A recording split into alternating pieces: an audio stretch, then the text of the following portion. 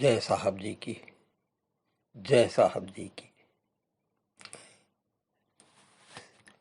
श्री राम आश्रम सत्संग के सभी सत्संगी भाई बहनों को प्रणाम। राम राम। जय साहब जी की।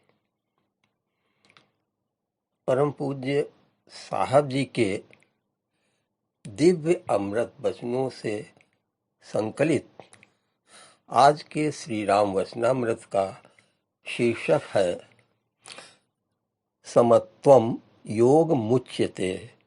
समत्वम योग मुच्यते।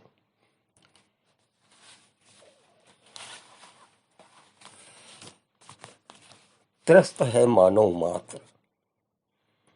जो संपन्न है, धनी है, उन्हें डर है कि कहीं डाका न पड़ जाए, वे कहीं लुट न जाएं। इसके सिवाय उन्हें और अधिक धनी और संपन्न होने की लालसा है।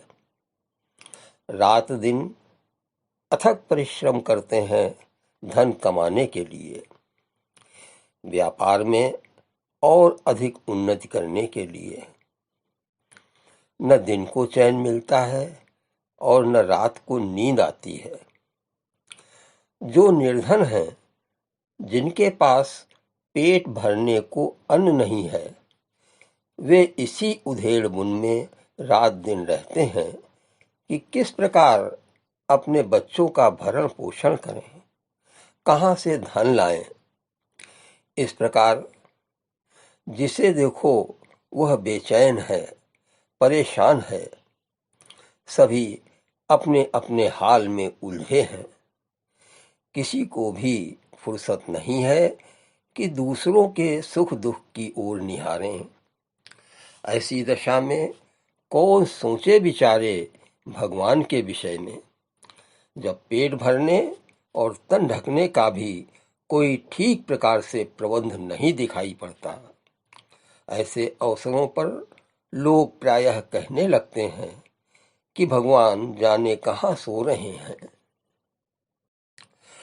संसार में अंधेर मचा हुआ है। जो धनी हैं, वे और अधिक धनी बनते जा रहे हैं। जो निर्धन हैं, वे निर्धन बनते जा रहे हैं।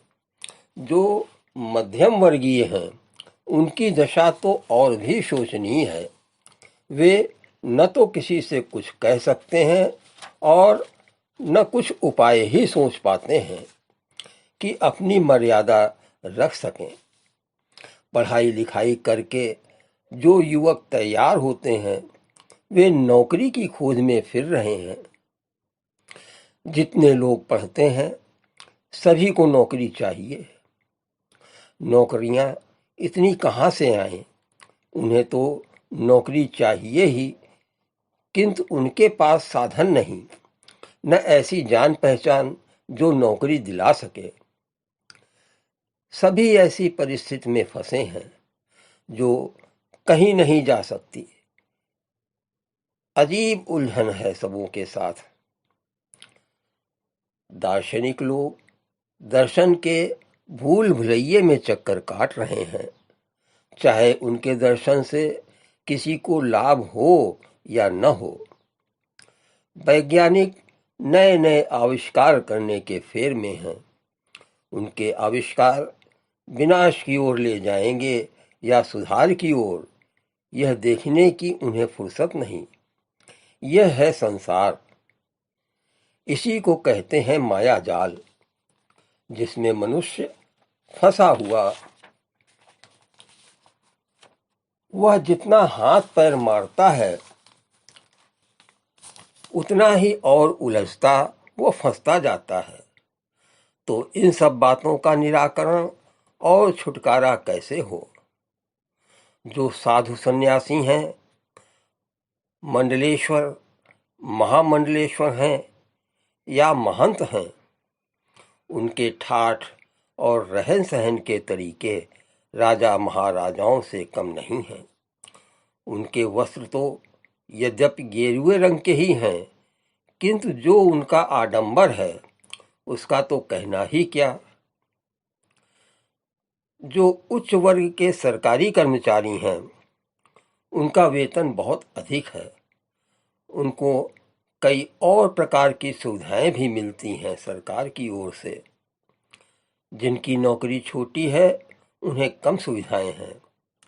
इस प्रकार यह देखने में आता है कि संसार में कितना असामंजस्य है।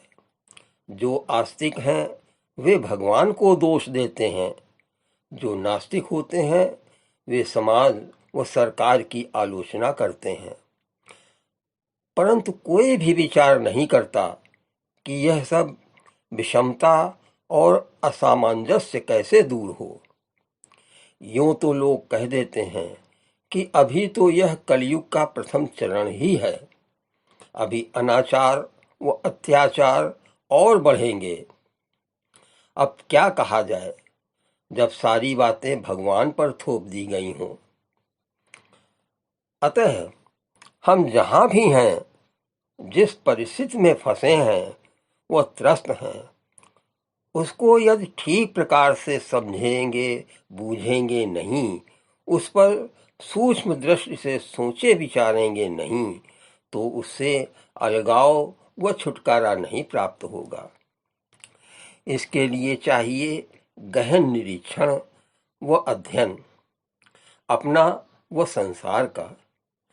जब हम निरपेक्ष भाव से सुख या दुख, अच्छा या बुरा, पसंदगी या नापसंदगी की भावना से रहित होकर केवल दृष्टा भाव से जीवन यापन करेंगे, तब सभी बातें अपने आप जैसे सिनेमा के पर्दे पर दृश्य आते हैं और चलते जाते हैं, उसी तरह ओझल होती जाएंगी।